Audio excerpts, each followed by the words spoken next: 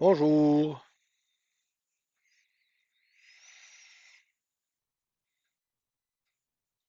Bonjour, bonjour. Comment ça va?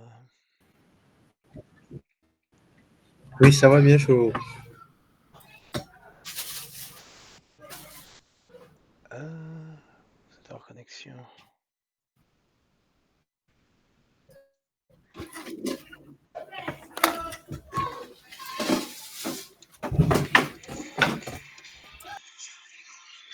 Oh, attendez un petit peu. Une appel.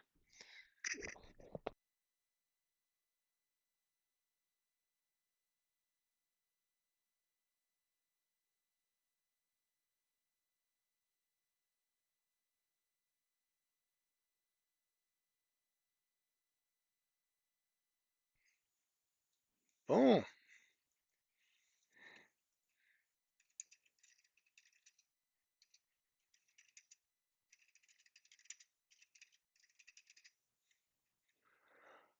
On va envoyer le lien à d'autres copains. Hop là.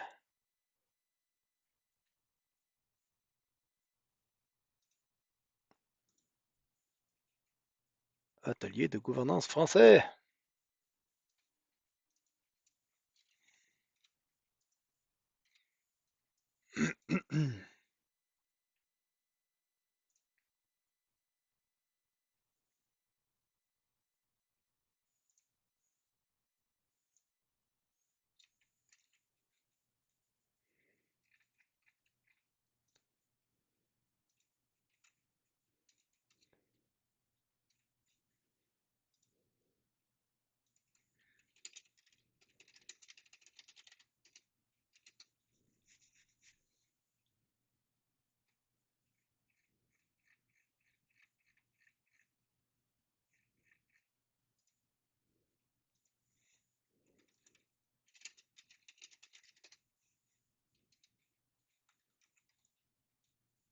Hum,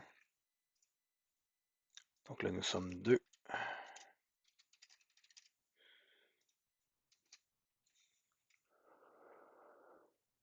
Hum, voilà.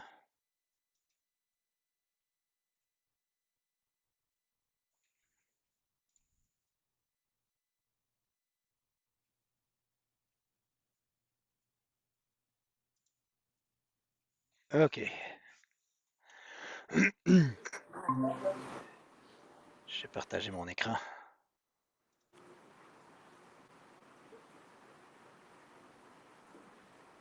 Et voilà.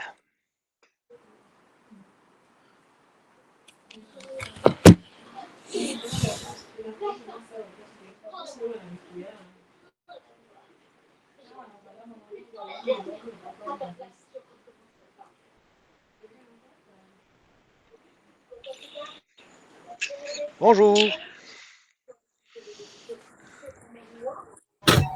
Oui, bonjour. Bonjour.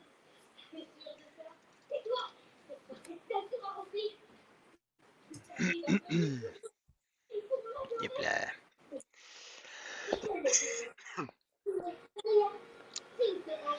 Aujourd'hui, on va voir de quoi d'intéressant.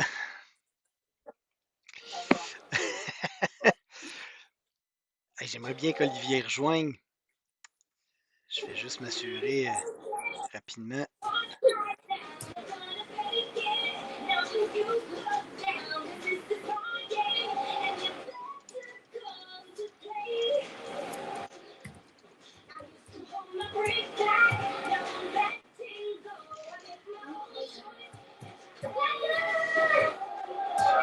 Paul.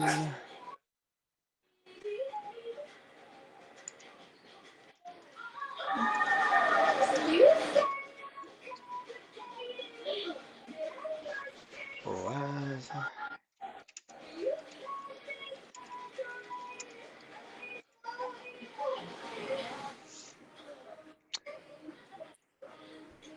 Monsieur Olivier, il est là. Monsieur Olivier a dit qu'il devait retourner à la maison avant. Je vais vous montrer rapidement. quelque chose de vraiment tout de même intéressant qui s'appelle Tmox. Donc, advenant le fait que la fameuse commande sudo systemctl pour vous, Monsieur Bertin, on entend très fort ce qui se passe en arrière de chez vous. Je ne sais pas si vous voulez peut-être juste couper votre micro. Ça sonne vraiment très fort. OK. D'accord, désolé, désolé.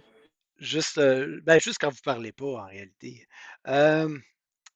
Donc, M. Barthélemy est là. OK, donc, rapidement, vite. Si votre commande sudo systemctl daemon reload ne fonctionne pas, la mienne fonctionne puisque, bon, ça écrit rien du tout. Mais si la vôtre, par exemple, ne fonctionnait pas, puis ça écrit un message d'erreur parce que vous avez une version antérieure de Windows, chose qui peut très bien arriver, on va utiliser pour démarrer le node de façon manuelle Tmox. Donc, si on fait ls, vous voyez ici qu'on avait notre script pour démarrer le node.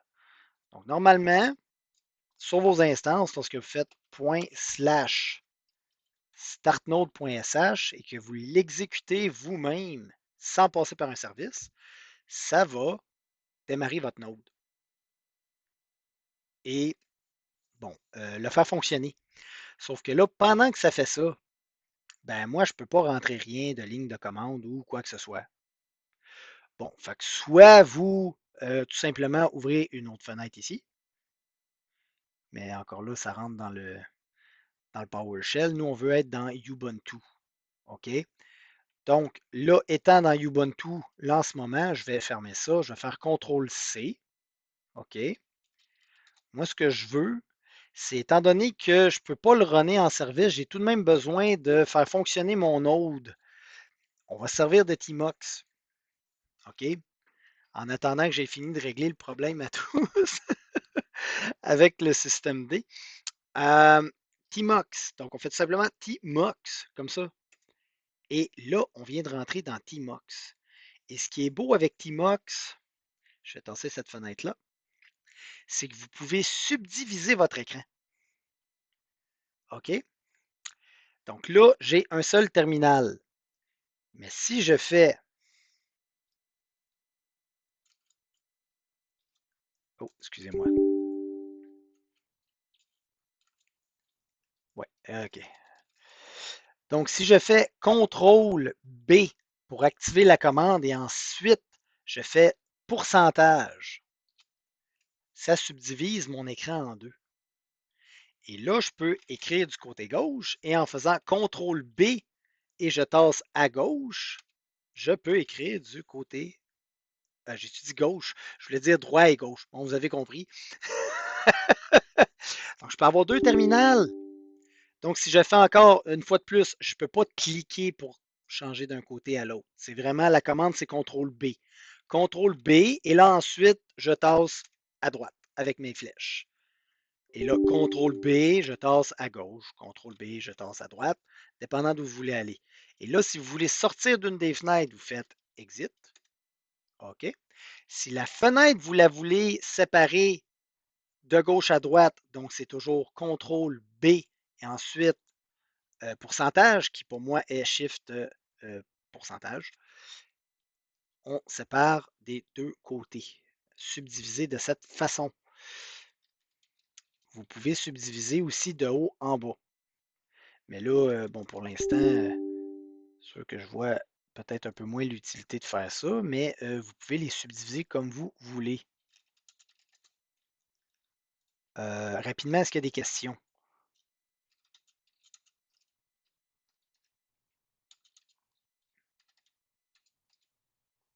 Aucune question?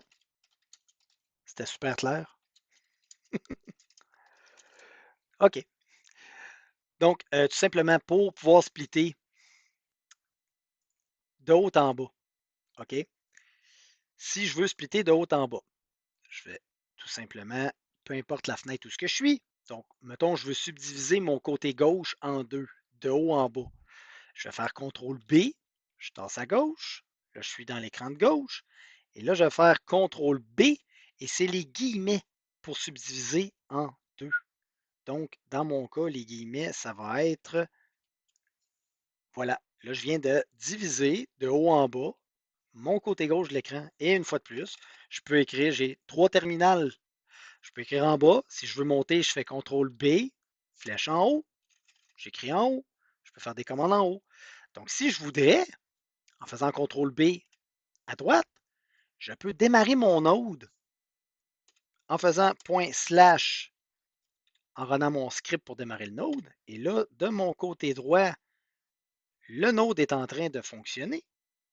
Et là, je fais CTRL B, je me tasse à droite, et là, je peux rentrer comme je veux mes commandes et interagir avec le node qui est en ce moment en fonction de mon côté droit.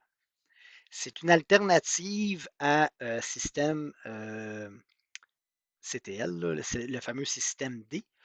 Le service, si pour vous, il ne fonctionne pas pour l'instant. C'est une fonction Tmux qui est activée avec WSL. Normalement, vous l'avez. Si vous ne l'avez pas, vous pouvez faire sudo apt install Tmux, comme ça. Et là, comme vous voyez, mon node fonctionne du côté droit. Et je vois les logs. Mais si je voudrais, je pourrais, ici de mon côté gauche, aller dans mon GLiveView. Et à l'intérieur de mon GLiveView, je pourrais faire fonctionner mon GLiveView dans ma fenêtre en haut à gauche. Et en faisant CTRL B en bas, eh bien là, j'ai accès à une belle petite interface qui montre que, bon, ça dit que c'est en train de démarrer. Est-ce que j'ai une connectivité?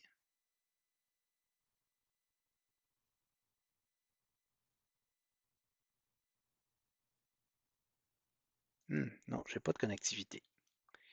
Attendez, je vais aller vérifier rapidement.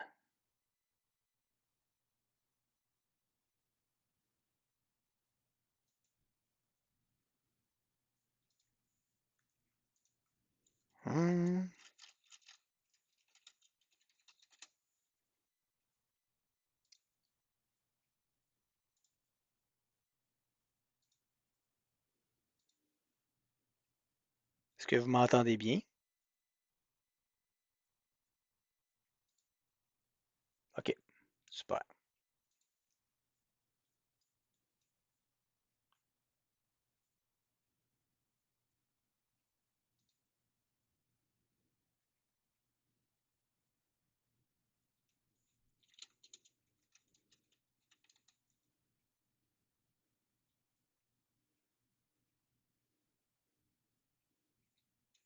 OK, je vois que mon autre de Sanchonet est en fonction. Alors pourquoi est-ce que je ne vois pas qu'il se connecte?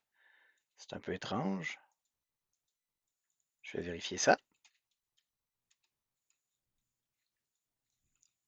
CTRL B, je monte. Hop là. Voyons voir ce qu'il se passe.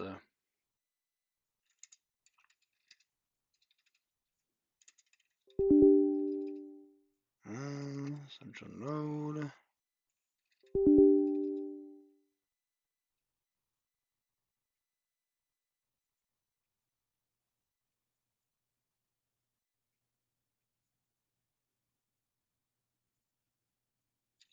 Ma connexion a droppé.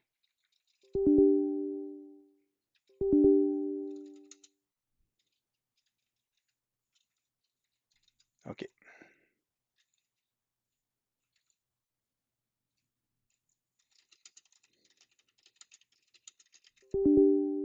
Pourtant, il n'est pas en fonction. On va le redémarrer pour voir.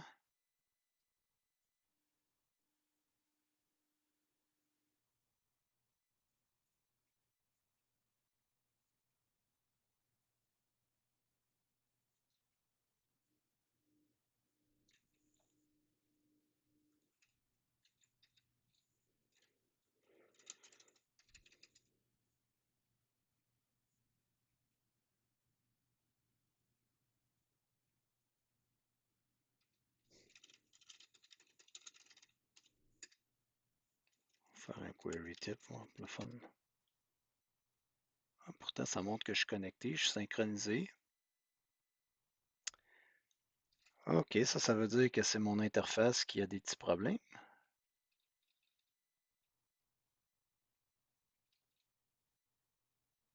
C'est intéressant, ça.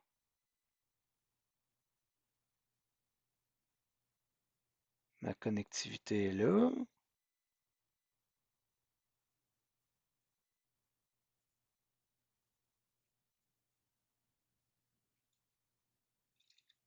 Hmm, on va aller voir ça. Sancho Source, Share, SanchoNet.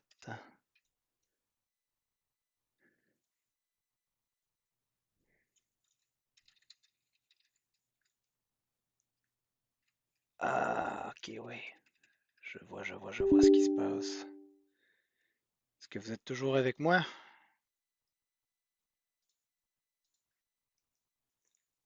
Je me connectais à un seul peer. Je vais me connecter à plusieurs, un peu comme vous. Ce que je vais faire, c'est que je vais tout simplement aller. Hop là. Oups, non, je l'ai fermé. On va aller vérifier. Hop là. github.com/ornan7 et nous allons aller dans le tutoriel Genesis et vérifier la topologie et je vais modifier ma topologie pour me connecter à d'autres peers.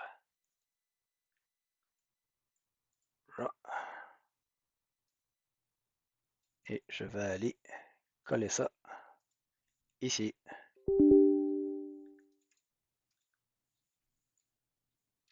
Puis en haut. Oh, c'est bon, j'ai fait Vim. Voilà. On colle. Et on va redémarrer ce node.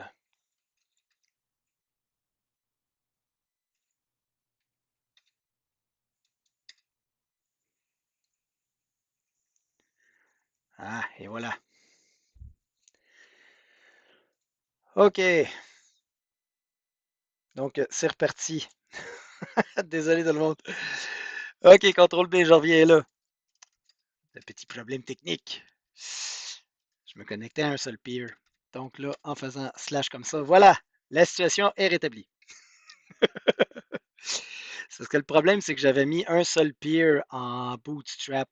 Et lorsque la chaîne est synchronisée, par défaut, mon node n'essayait pas de se connecter à d'autres. Il complétait seulement son bootstrap et c'était fini. Mais là, on a rétabli la situation. Et là, on a un petit panel ici qui nous montre dans un Tmux subdivisé qui nous montre l'état du node. Du côté droit, on voit bon, les connexions et tous les logs liés au node parce que je l'ai parti manuellement. Et là, si je fais CTRL B toujours pour me promener en bas, je peux utiliser les commandes du Cardano CLI pour jouer avec. Comme exemple, faire un Conway query type. Et là, on voit le type de la blockchain avec certaines informations. On est à l'époque 824, comme c'est écrit ici. Et voilà, on est synchronisé à 100%. Génial. C'est une alternative encore là si vous, c'est sur votre environnement. Windows, peu importe, là, le système D ne fonctionne pas. Puis vraiment, il vous fait de la misère là, parce que vous n'êtes pas sous Windows 11. Puis bon, quelques problèmes par rapport à ça qu'on a eu là, ce matin. C'est une alternative intéressante parce que en utilisant Tmux, vous runnez vous-même le service avec votre propre utilisateur et vous pouvez également bon, jouer avec ici et vous avez tous les logs. Donc, tout ce qu'on a fait dans le passé, on peut le faire pareil en allant, exemple, dans notre fichier clé ici et on peut continuer où on a arrêté. Vous savez, avec notre portefeuille mnémonique et tout ça. Donc, si je pèse CD et je vais dans mon portefeuille mnémonique, là, je vois que j'ai mes clés de paiement ici. J'ai mes clés de stacking. Et ici, j'ai mon adresse. Et si vous avez fait tous les exercices qu'on a fait dans le passé, vous pouvez voir, par exemple, si je vérifie les UTXO de mon adresse, on va faire un Cardano CLI, Conway, et on va query les UTXO. Donc, on va questionner la blockchain pour avoir les UTXO de notre adresse.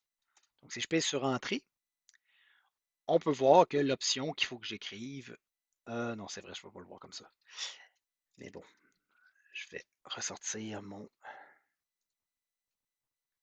fameuse cheat sheet. Hop là. Et voilà. Et là, on va vérifier la commande pour questionner la blockchain. Cardano CLI Conway Query. Et là, on va descendre à UTXO. Et on voit ici que la commande Query UTXO d'une adresse, on doit fournir obligatoirement une adresse. Donc, c'est soit le UTXO, soit une adresse, soit le Transaction Input. Mais nous, on a l'adresse de notre portefeuille. Et il n'y a rien d'autre, ici, comme on peut voir, de requis. Donc, Cardano CLI Conway Query UTXO. Et je vais rentrer la commande adresse. Et je pourrais rentrer manuellement l'adresse, mais je vais tout simplement écrire que je veux le résultat de l'affichage du fichier paiement.addr qui contient mon adresse. Et là, je vois mon UTXO. Je vois que Cabori avait réussi.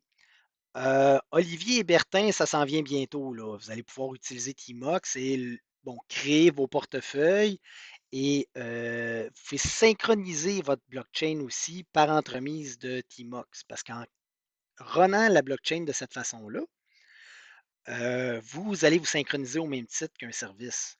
Et lorsqu'on aura arrangé le service plus tard, ben, il va tout simplement continuer le database que vous avez déjà construit de cette manière-là. Donc voilà. Si je ferme le service, hein, on voit que ici, là, le petit moniteur fonctionne, mais si je fais CTRL B, je vais à droite, donc je suis rendu dans ce terminal-là, et que je ferme mon service, vous allez remarquer que automatiquement, mon moniteur arrête de fonctionner puisque, bon, il n'est plus capable de lire. Là. Il ne voit plus rien qui se produit sur le port 6002.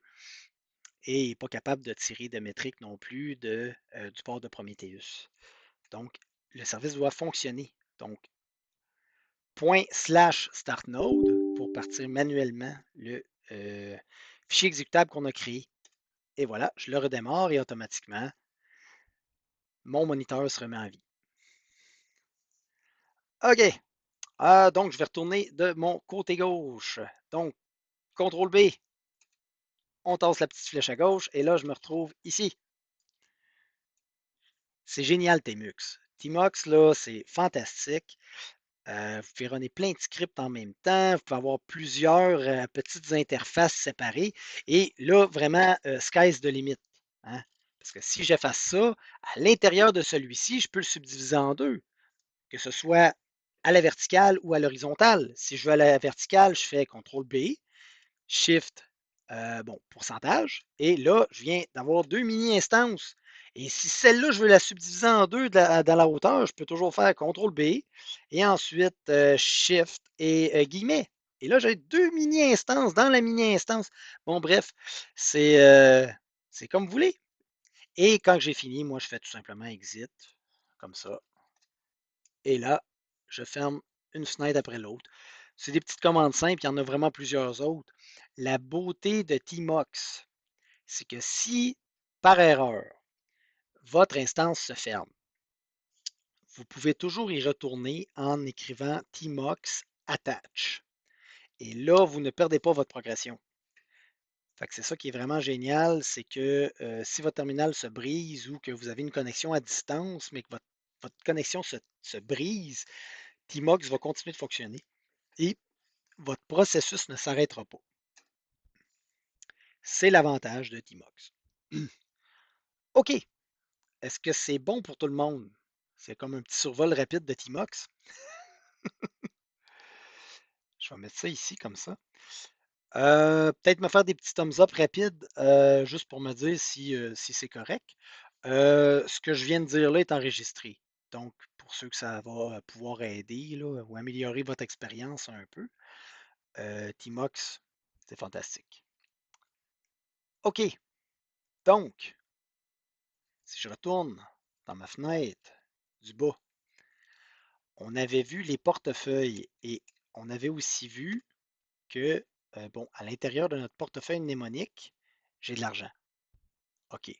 Et le portefeuille mnémonique, la dernière fois, on a pu aussi, je ne sais pas si vous en souvenez, on a pu la restaurer. Oh, je pensais que je l'avais pris en browser. Ah, ça, c'est triste. J'avais pas pris l'extension. OK. La dernière fois, on l'avait restauré, mais je vais devoir le refaire parce que j'avais pas pris l'extension. J'avais passé directement par le site web et j'ai, bon, malheureusement, effacé mon historique de, de navigation, ce qui n'est pas vraiment ma cause. Mais bon, bref, on avait vu la dernière fois qu'on peut restaurer à partir de la même mnémonique que j'ai ici. À partir de la même phrase, on peut restaurer notre portefeuille dans un Light Wallet qu'on utilise, hein. Mais savez-vous quoi? Je vais le faire pareil. Je crois que ce serait une bonne idée que je le fasse. Est-ce que c'est correct avec vous? Donc, pour ceux qui ne se rappellent pas, pour restaurer votre portefeuille, comme on a fait la dernière fois, vous voulez le faire dans un Light Wallet qui est compatible avec SanchoNet. Ben, tout simplement, je vais afficher ma seed phrase. Donc, je vais faire peut-être pas 4, mais je vais aller dedans tout simplement avec Vim mnémonique. Et là, je suis dedans. Et là, on voit tous les mots de ma seed phrase de SanchoNet. Et là, je pourrais tout simplement, cette fois-ci, je ne ferai pas la même erreur. Je vais aller chercher l'extension de Chrome.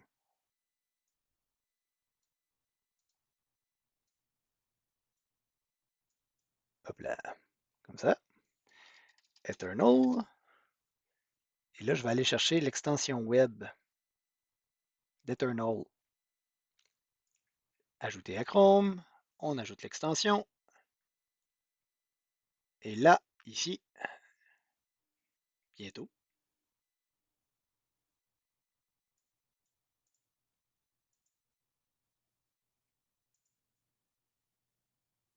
on a Eternal. Et là, je rentre dans Eternal. Start Setup. Et là, je vais sélectionner le SanchoNet. On fait Next. Bin.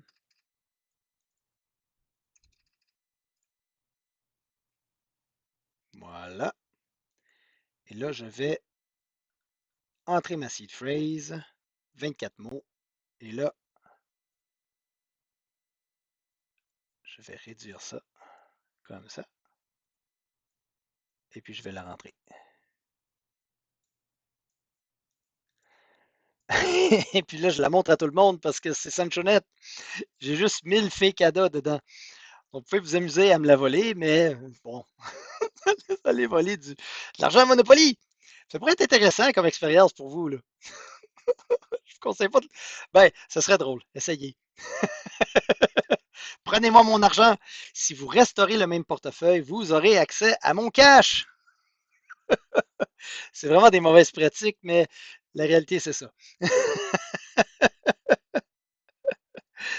Il y a quelqu'un, ça l'a déjà été fait. C'était vraiment drôle. Je vous le raconte rapidement, là, en plein milieu de mon workshop. Je monte des opérations et là, soudainement, j'ai moins d'argent dans mon portefeuille. Voyons, qu'est-ce qui s'est passé là? Quelqu'un avait fait un screenshot et avait restauré mon portefeuille dans son instance et avait retiré un peu d'argent dedans. C'est bon, c'est juste amusant, là, c'est 1000 testés là. Ça fera pas gros impact, mais ça aussi, ça en dit long sur la sécurité, hein? Donc, on ne partage jamais notre seed phrase. On ne fait jamais ça comme ce que je fais là. Il ne faut pas faire ça. Ne faites pas ce que je fais. Jamais on partage notre seed phrase tel que je le fais en ce moment. C'est une très mauvaise idée. Enfin bref, je l'écris parce que je veux la restaurer dans un portefeuille Light Wallet comme là, je suis en train de le restaurer, à l'intérieur de Eternal. Pourquoi? Parce que les opérations qu'on va faire à partir du CLI, je veux vous les montrer aussi. On va les voir dans Eternal. Ils vont s'afficher dans Eternal également, puisque on a tous le même database. Hein? C'est une blockchain, c'est un distributed ledger. Vous devez savoir que le node que vous synchronisez est exactement le même que tous les autres synchronisant le même node. Donc, si j'ai un portefeuille à l'intérieur de ce node, vous pouvez le voir, mais vous ne pouvez pas y accéder puisque vous n'avez pas la fameuse seed phrase que je suis en train de vous montrer en ce moment. C'est carrément comme si j'étais en train d'essayer de vous convaincre de me voler cet argent-là. Ah là là. Je vous ai montré une mentalité à la Sanchonette. La mentalité à la Sanchonette, c'est on s'en fout. On est là pour apprendre, avoir du plaisir. Oh, attendez, j'ai écrit un mauvais mot, c'est frown.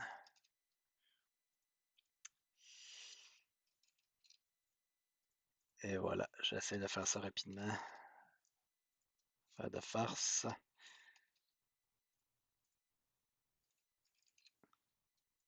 C'est quand même ironiquement drôle.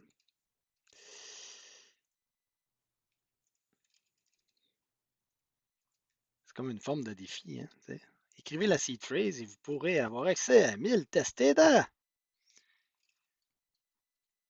Et head. Voilà, j'ai mon dernier. Nombre d'acomptes, un seul. Et le nom, SanchoNet Compromised Wallet. Et voilà.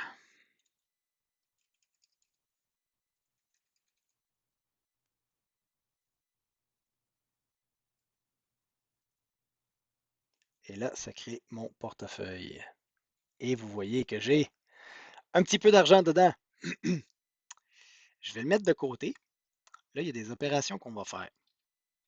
OK? Là, on a restauré le même portefeuille. Je l'ai dans mon Light Wallet.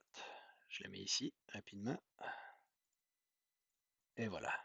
Ce portefeuille-ci est le même que celui qu'on a là. C'est exactement le même. Aucune différence. À part le fait qu'on l'a restauré à l'intérieur des temps de nord. Et là, bon, j'ai 1000 ADA dans mon portefeuille. Je veux participer au protocole de stacking. Et là, dans mon adresse,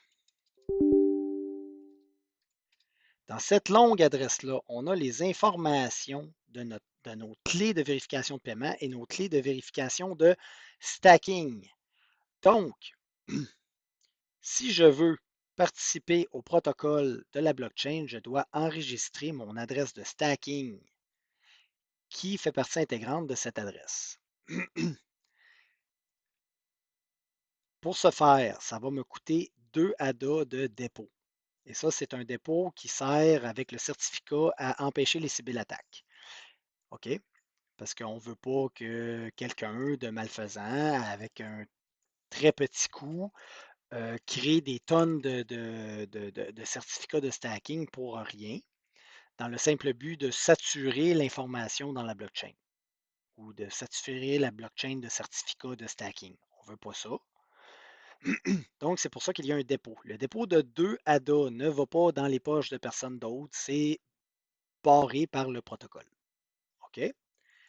Donc, pour ce faire, pour enregistrer notre adresse de stacking, là, si je vérifie rapidement, je vous montre, je fais un Cardano CLI Conway, et c'est une commande query toujours.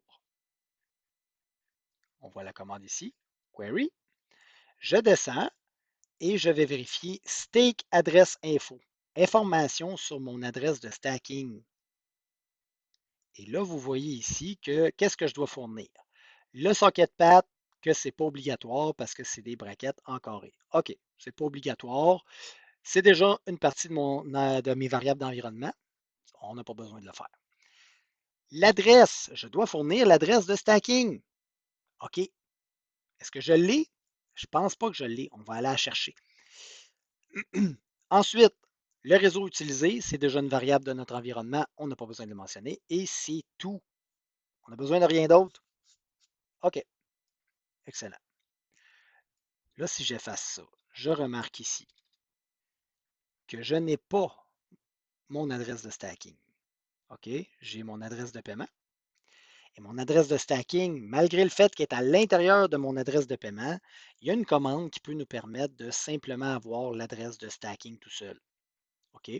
Sans pour autant la tirer de l'adresse de paiement. Et la commande se trouve dans le tutoriel. Où est-ce que je l'ai mis? Je vais retourner dedans. github.com/ornan7. Hop là. Repository. Tutoriel. Et là, on descend et ici, on a enregistré notre adresse de stacking dans le Sancho Wallet. On va aller là. On va cliquer ici. Et là, à l'intérieur de ça, oh, attendez un petit peu, dans la création du portefeuille, excusez-moi, je saute des étapes encore. Il y a quelque chose que je n'ai pas fait.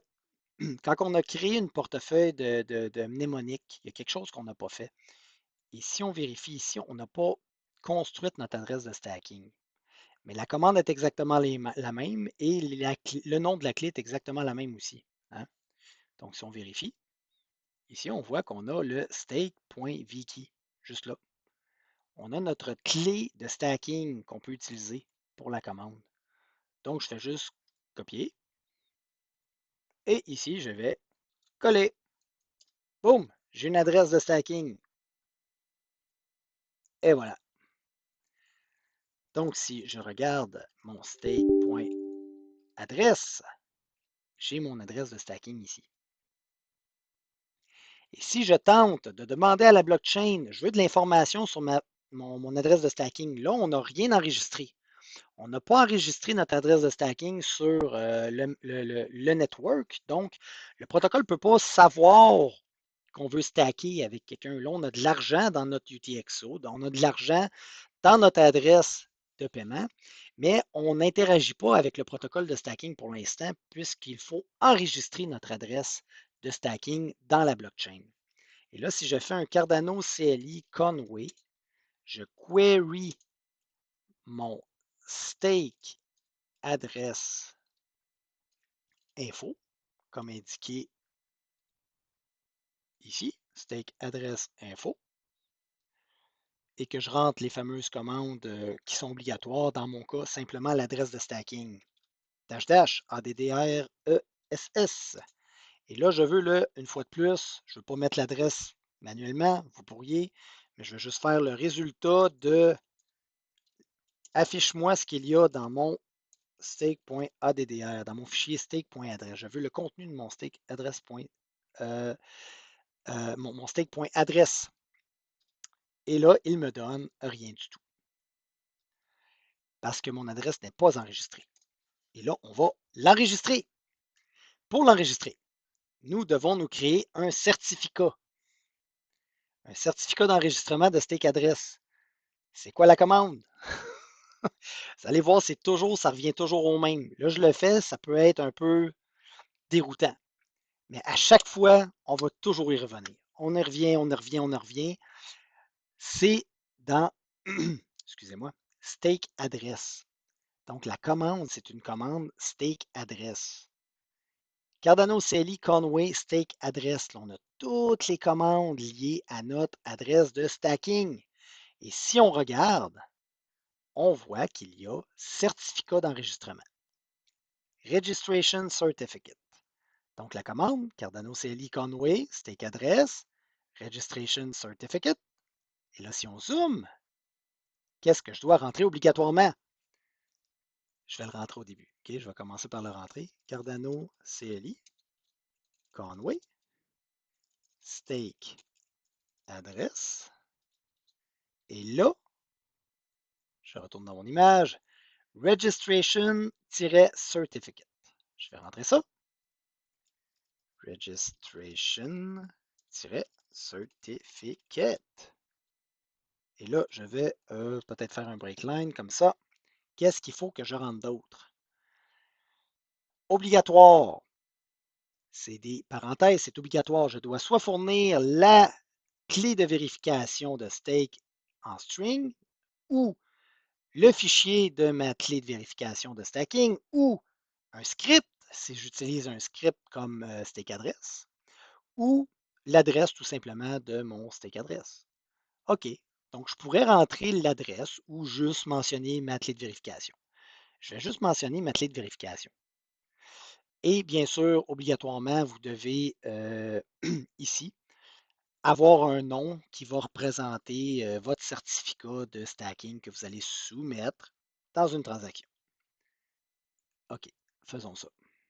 Donc, je dois mentionner -- stake verification key file. Et là, c'est stake.vkey. C'est le nom de ma clé de vérification. Et là, je saute une ligne. Hop là. Et je veux ça dans un fichier outfile qu'on va appeler donc on va l'appeler stake.regist. Je vais mettre ça simple. Stake.cert. Certificat de stacking. On fait ça simple. Oups, j'ai une erreur. Oh, qui dépassait amende? Ben oui, regardez, j'ai fait une erreur. Pourquoi j'ai fait une erreur? Parce que ici, je croyais que c'était. Ouais, non, il y a une faute de frappe. Je croyais que c'était non obligatoire, mais c'est obligatoire. J'ai fait une erreur. Vous voyez ici, dans les options qu'on voit là, la clé, le montant du dépôt est obligatoire. OK? Le montant du dépôt, j'ai dit que c'était 2 ADA, mais si on ne le sait pas, c'est quoi le montant du dépôt? Comment est-ce qu'on fait pour le savoir? Le montant du dépôt, c'est un paramètre du protocole. Mais là, Mike, moi, je ne sais pas là, que c'est 2 ADA. Comment je fais pour savoir c'est quoi le paramètre du protocole? On peut le demander à la blockchain. C'est quoi les paramètres du protocole blockchain? C'est une autre fonction qu'on demande à la blockchain. Donc, si je demande à la blockchain, c'est une fonction query. On va questionner la blockchain. Mais qu'est-ce qu'on veut avoir? On veut avoir les paramètres du protocole. OK. Query, protocol state, est-ce que c'est ça? Non. Où est-il? Ah, complètement en haut. Query, protocol parameters. OK. Bon, on va faire ça, tout simplement. Moi, je veux savoir c'est quoi le montant du dépôt. Est-ce que ça peut changer dans le futur? Oui, ça peut changer. Si quelqu'un, par entremise de la gouvernance, change ce dépôt-là, il faut le savoir. Donc, Cardano CLI. Vous allez voir, c'est toujours une commande Cardano CLI, c'est toujours le même principe. Toujours la même chose. Je retourne dans mon menu. Cardano CLI, Conway Query, Protocol, Parameters. Et puis après, je rentre les options. Mais dans ce cas-ci, je n'ai pas besoin de rentrer d'options puisque tout ce qui est obligatoire, je l'ai déjà dans mes environnements. Donc, je fais tout simplement Query Protocol Parameters. Mais je vais le mettre dans un fichier parce que je veux pouvoir me promener dedans facilement. Là. Cardano CLI, Conway, Query, Protocol, Parameters.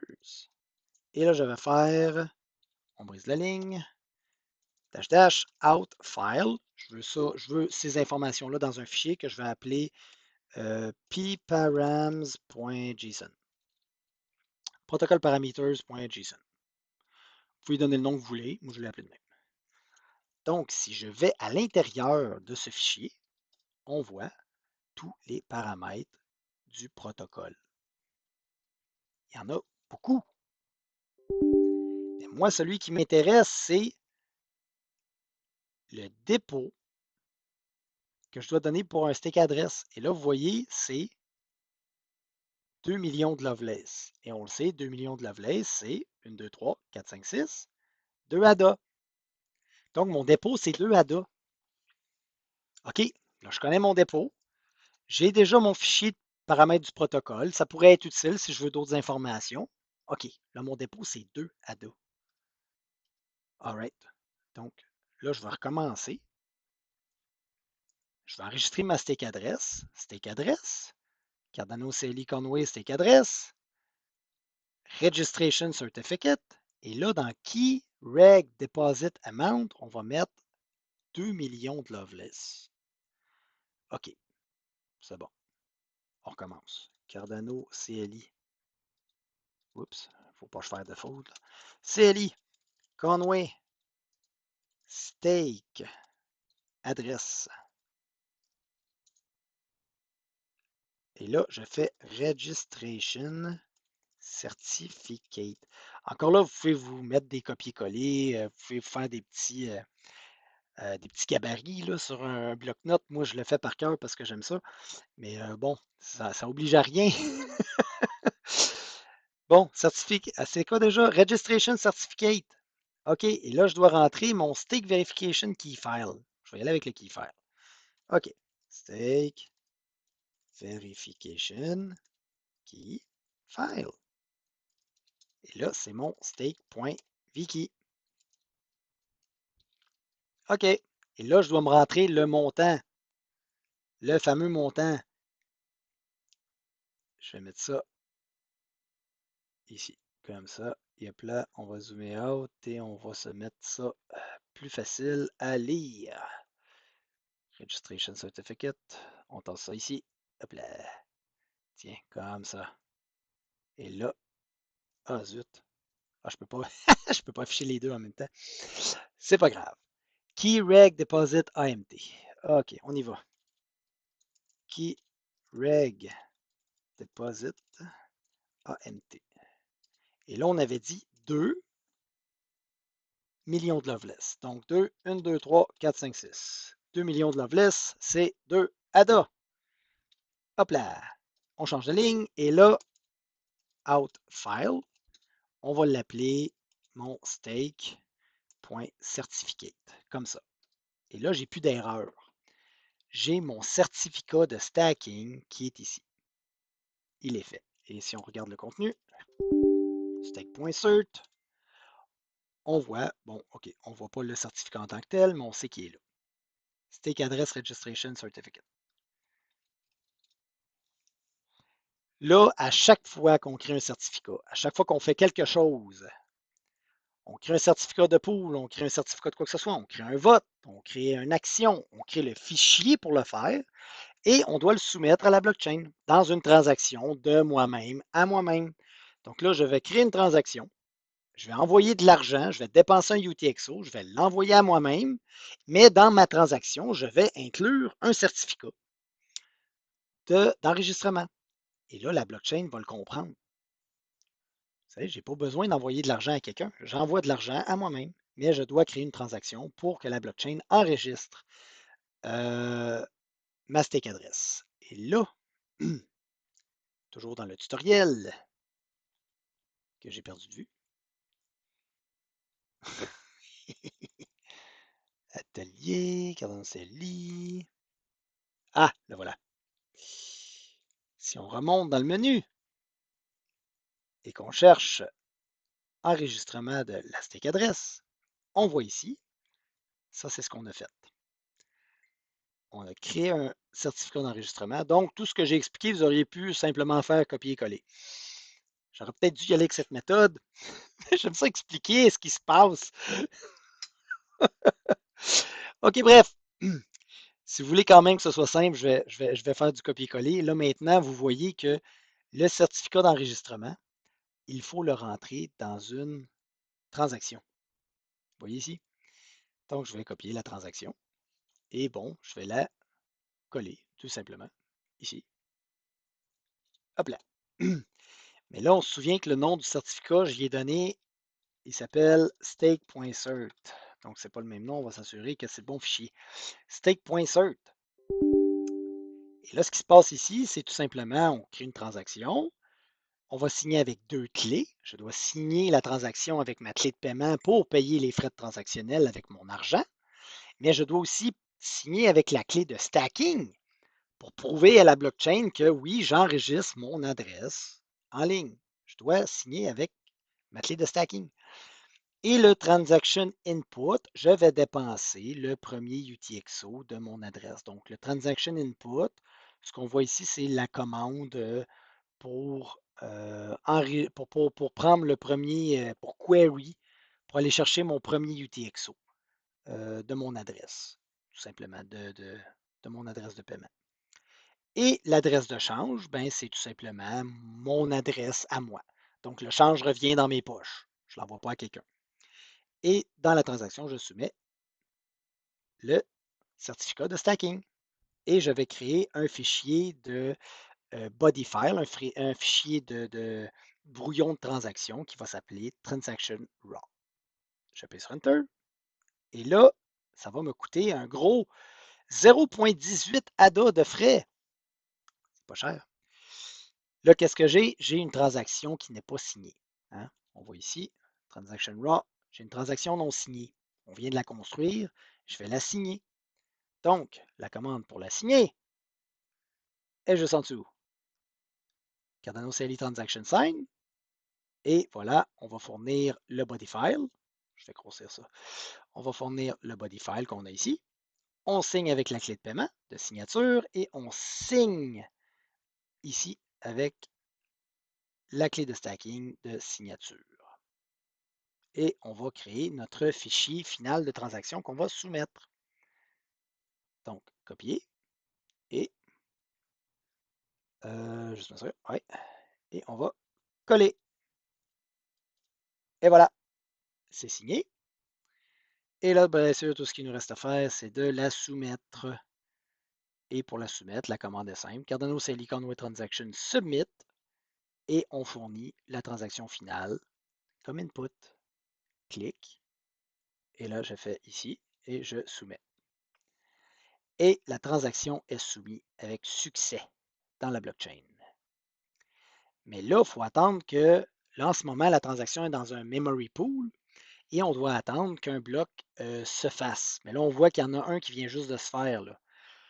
Donc, fort à parier que le producteur de bloc a pris ma transaction dans le memory pool et l'a rajouté à son bloc. Donc, il fait maintenant partie intégrante du database de la blockchain avec laquelle on est connecté.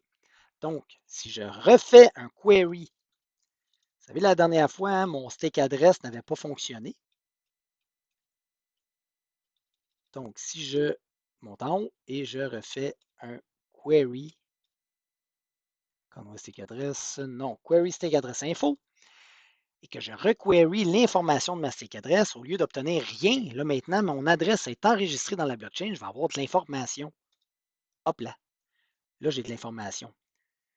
Cette information-là, sur mon adresse de stacking, vous pouvez l'avoir vous aussi. Donc, si vous faites un query avec cette adresse-là, vous allez avoir la même information que moi puisqu'on a tous ensemble le même database. C'est ça la beauté d'une blockchain. Et là, qu'est-ce qu'on a comme information? Il n'y a rien, il n'y a aucune reward à l'intérieur de cette adresse-là. Je n'ai pas stacké un stake pool, je n'ai pas reçu de reward d'un stake pool. Donc, je n'ai rien dans mon adresse de stacking là, que j'ai reçu à cause du protocole. Je suis délégué à rien. Je n'ai pas fait de délégation à aucun stake pool. J'ai un dépôt de 2 ADA. Donc, si je désenregistre mon adresse de stacking, je récupère ce 2 ADA-là. C'est un dépôt. Et je suis délégué, mon vote, mon voting power est délégué à personne. OK. Donc, ça, ce que ça veut dire, c'est que tout l'argent qui est lié dans mon portefeuille, et là, on peut le voir ici. Où est-ce que j'ai mis ça? Ou je vais tout simplement le montrer avec ceci ici. Si on retourne dans mon portefeuille Eternal ici, j'ai fait des transactions là, à partir de. J'ai fait des transactions à partir du terminal. Ben, normalement, ils se sont produits ici aussi. C'est le même portefeuille. Hein? On l'a simplement resynchronisé. Donc, si je vais dans Transactions, on peut voir qu'il y en a une ici qui vient d'être faite il y a 2 minutes. Si je clique dessus, je vois le contenu ici de ma transaction.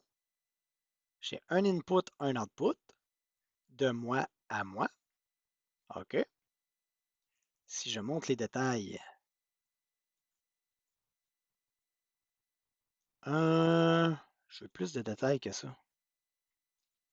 Show in Explorer, on pourrait montrer plus de détails que ça avant. Peut-être que je peux activer. Ah, Barthélemy, tu dois y aller. OK, ben pas de problème, c'est enregistré. Je vais juste vous montrer rapidement. Peut-être avec un Explorer. Ah non, c'est vrai. Ils sont pas. Avant, on les voyait. Maintenant, ils ne les montrent plus. Add Detail Not, Hide Detail. C'est triste parce qu'avant, on voyait beaucoup plus de détails.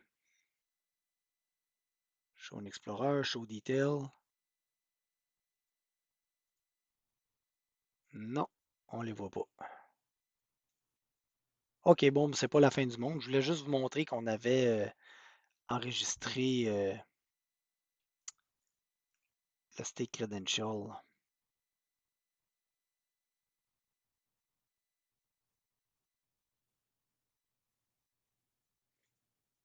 Bon, mais tant pis. C'est pas la fin du monde. Peut-être dans les options.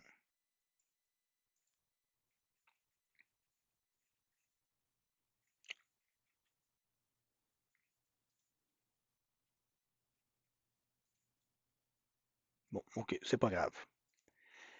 Il affiche moins de détails qu'il en affichait avant, c'est un peu triste.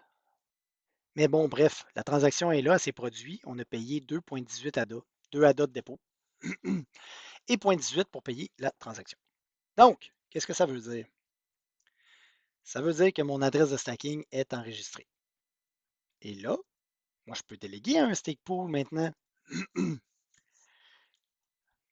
Si je veux, à partir de mon portefeuille, comme on le voit ici, je peux aller dans Stacking et là, dans Stacking, je peux cliquer sur le bouton pour déléguer un stake pool et je vois tous les stake pools de SanchoNet. On voit Johnny Kelly, Grada, ça c'est toutes les stake pools qu'il y a sur SanchoNet en ce moment qui contribuent. On a Able Pool, bien sûr. Bon, vous voyez, il y en a plusieurs. Kiwi, Martin Lang est là aussi. Je ne sais pas si lui. Ah, Atada ici. Vous voyez, Atada, Martin Lang. Plusieurs pools qui participent à maintenir le SanchoNet que vous utilisez en ce moment pour apprendre. C'est quand même vraiment cool. On en remercie beaucoup leur contribution. C'est vraiment génial. On peut déléguer à un de ces pools-là. À partir de notre portefeuille, c'est sûr qu'on peut cliquer sur Delegate. Il va créer la transaction pour nous, ça va être facile, mais on va le faire directement du CLI.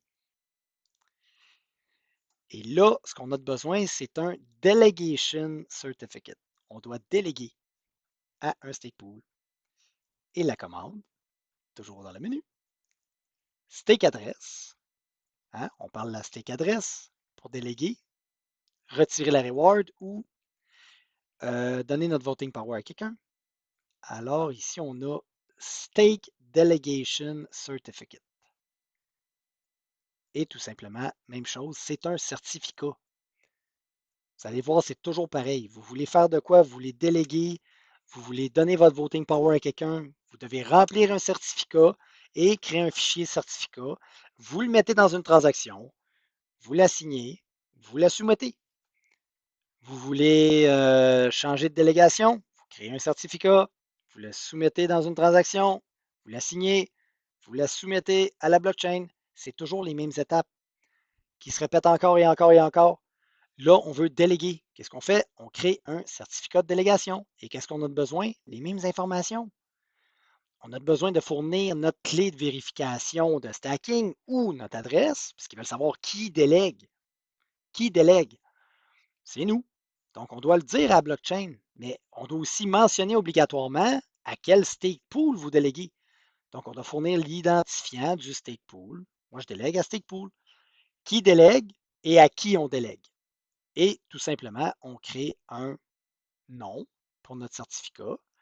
Et ensuite, le certificat en question, on l'inclut dans une transaction. Simple comme ça. Et encore plus simple, on peut utiliser le tutoriel. Donc, si je retourne dans mon tutoriel, on peut déléguer à un stake pool ici. Vous voyez? À quel stake pool j'ai envie de déléguer ce portefeuille-là? Ça, c'est une bonne question. Mettons, on va le déléguer à Johnny Kelly. Ici, on a son stake pool ID. Là, je peux tout simplement aller le copier ici. Copier stake pool ID, si je veux. Mais sinon, je peux demander à la blockchain, hey, il y a quoi comme stake pool dans ma blockchain? Vous êtes synchronisé, vous devriez savoir. exactement en demandant à la blockchain, directement de votre node, il y a combien de stake pools. Donc, c'est un Cardano CLI. C'est une fonction, on demande à la blockchain Conway. C'est un query, on demande à la blockchain et je veux savoir la liste de stake pools. Et là, il me sort la liste complète des identifiants de stake pool. Elle est toute là. Mais là, qui est qui? Ben là, je peux creuser plus loin. Je peux te demander un query. Je vais donner un exemple, mettons celui-là. On va copier.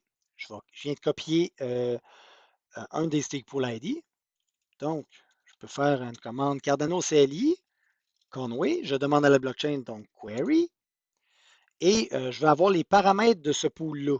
Donc, pool, params. Et là, je n'invente rien, c'est des affaires qu'on peut toujours trouver dans la liste. Hein? Et vous pouvez les tester. Donc, c'est une commande query et pool params. Où est-ce qu'il est? Stake pool, slot number. Ici, j'ai pool state. Ça pourrait être pool state. J'ai peut-être fait une faute d'orthographe.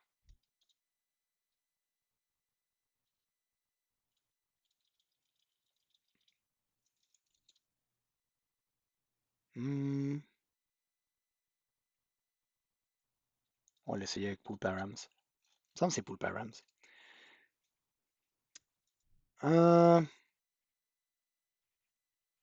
Et là, je dois fournir le stake pool ID. Dash stake pool ID. Et là, je vais coller mon stake pool ID et il me donne des informations sur le stake pool. Sauf que là, ma fenêtre est trop petite. Pas pratique. Je vais mettre ça dans un fichier. Out file. File, on va appeler ça mon pool. Je sais pas. Mon pool. Et voilà, on va appeler ça mon pool. On va dans mon pool. Et là, j'ai des informations sur le stake pool. Ah, OK. Donc, on voit single host name, Sancho testnet, ablepool.io. OK. On peut voir le pledge du pool, on peut voir la marge, toutes les informations que vous avez normalement dans vos belles interfaces. C'est quoi la marge du pool? C'est quoi les frais minimums du pool? Hein? Là, on voit son pledge qui est là. OK. On voit son frais minimum. Donc, lui, c'est 340 ADA, qui est 340 millions de Lovelace. OK. On voit que sa marge ici est 77. Donc, une marge de 77 OK. Et ici, on voit la liste de ces relais. Quand vous êtes un stake pool dans la blockchain de Cardano, vous voulez des connexions entrantes vers vos relais. Parce que quand vous propagez des blocs, vous avez besoin que les gens les prennent. Ce n'est pas un problème qu'on a lorsqu'on n'est pas un producteur de blocs. Donc, dans notre cas à nous, on ne veut pas de connexion entrante. On veut interagir avec la blockchain, mais on n'est pas un producteur de blocs. On n'a pas de besoin que les gens se connectent à nous. On peut se permettre d'être égoïste, un petit peu. OK? Puis en même temps, pour les joies de la connectivité, quand vous ouvrez votre portefeuille d'Aedalus, ça ne veut pas dire que forcément des gens se connectent à votre Daedalus. Vous vous connectez à la blockchain, vous prenez l'information que vous avez besoin et vous interagissez avec lorsque vous faites des transactions. Ça se termine là. OK? C'était juste un exemple. Là, je vous ai montré un stake pool. Donc, moi, j'ai une adresse de stake pool à laquelle je veux déléguer. OK. Super. Notepad. Je vais la rentrer ici parce que je veux la prendre en note. Et là, je retourne dans mon tutoriel. Donc, je parle depuis tantôt, mais en réalité, c'est ça, on va déléguer un stake pool. Et les commandes sont toutes copiées-collées. Je sais, je sais. Je vais parler moins, je vais plus agir. Donc, la première commande, on crée le certificat, comme j'ai dit. On copie. Vous allez adorer ça. On colle. Mais ici, vous voyez, je dois mentionner le stake pool ID. C'est pour ça que je l'ai collé ici C'est un petit traitement de texte parce que je veux utiliser ce stake pool-là. Je fais déléguer à ce stake pool-là. Donc, je remplace ici l'ID par l'ID du stake pool. Et ça va créer un fichier qui s'appelle delegation cert. Donc, on prend tout ça, copier. Et ici, je vais coller. Et là, j'ai mon certificat de délégation et tout ce qu'il me reste à faire. Même chose encore, c'est très redondant et on répète encore. Je crée la transaction pour l'inclure. Copier, coller. Ensuite, qu'est-ce que je fais? Je vais la signer. Donc, on signe avec notre clé de paiement et notre clé de stacking, puisqu'on délègue notre adresse de stacking à un stake pool. On la signe et on va la soumettre. Toujours dans le tutoriel, on descend et on soumet. Dernière commande. Et voilà, je soumets. Et là, je suis maintenant délégué à un stake pool. C'est le stake pool de 777. Parce que je reconnais l'ID. Mais si, une fois de plus, là, j'ai délégué à un stake pool, ici, on voit, hop, le bloc vient de se faire. Donc, probablement que ma transaction a été processée. Je refais un query de ma stake adresse. Et là, on voit que je suis délégué à ce stake pool. Donc, le 1000 ADA de mon portefeuille va contribuer à ce que ce stake pool-là fasse plus de blocs ou augmenter ses chances d'en avoir plus. C'est le même processus pour tout. C'est le même processus pour déléguer son voting power. C'est le même processus pour devenir DREP. Si on veut devenir DREP, c'est la chose qu'on va faire à au prochain atelier. On va devenir DREP. Donc, à partir de nos clés ici, à partir de notre phrase mnémonique, on va dériver des clés de DREP et on va créer un certificat d'enregistrement de DREP de la même manière qu'on vient de faire ces deux certificats-là. On va l'inclure dans une transaction, on va la signer, on va la soumettre et on va devenir un DREP. Aussi simple que ça.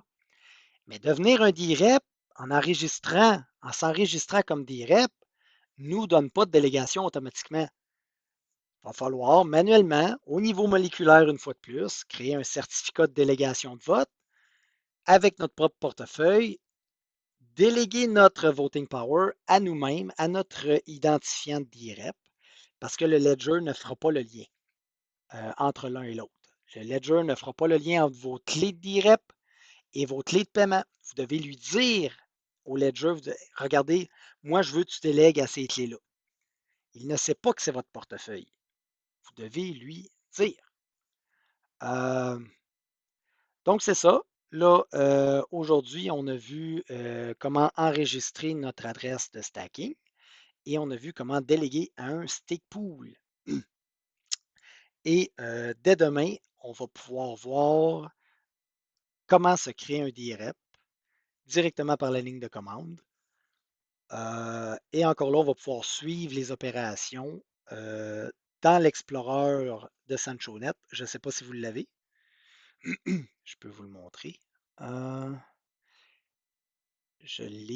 est dans dans le channel annoncement. Je ne sais pas si vous l'aviez déjà, mais on a un Explorer pour SanchoNet. J'espère que vous le saviez déjà, sinon je n'ai pas bien fait mon travail. Je vous envoie le lien directement dans la conversation. Message. Hop là. Voici le lien. Je vais vous le montrer. Ça s'appelle Sancho Connect. Ça ici, c'est l'Explorer de SanchoNet. Donc, on voit absolument tout ici. On peut voir les actions de gouvernance qui sont actifs. On les voit toutes en temps réel. Et on peut voir beaucoup d'autres choses. On peut voir les stake pools. On peut voir le dashboard. On va voir le dashboard. Ah, c'est le dashboard. On peut voir les transactions aussi.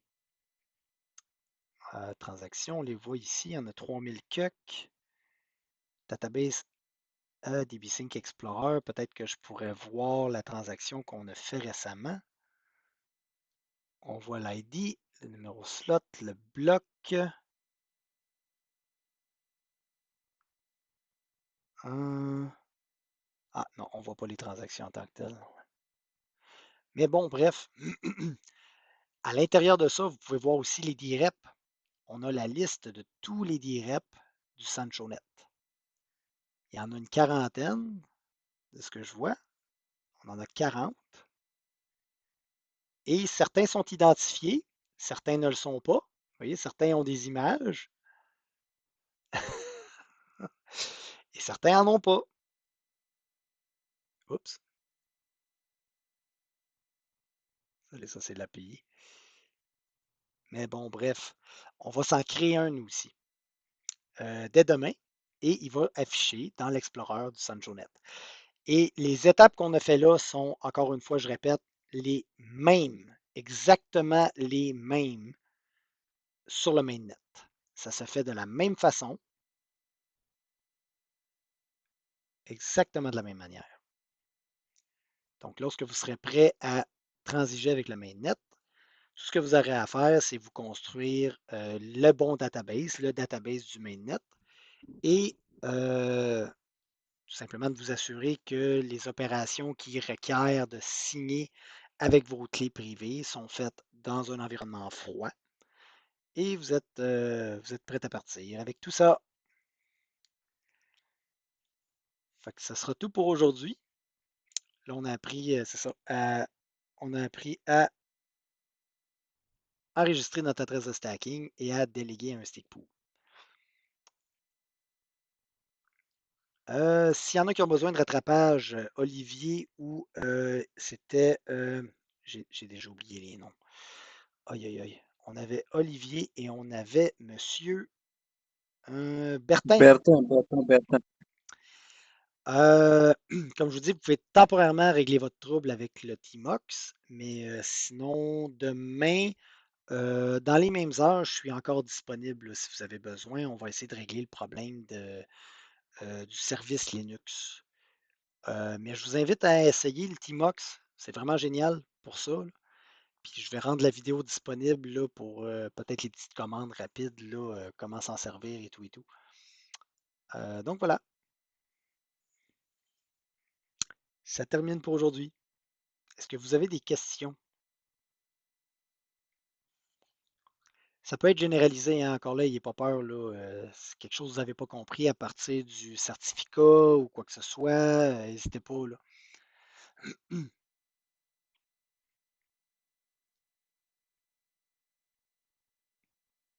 Non, aucune question? OK. Bon, ben, je vais vous dire une bonne journée. À demain. Bye bye.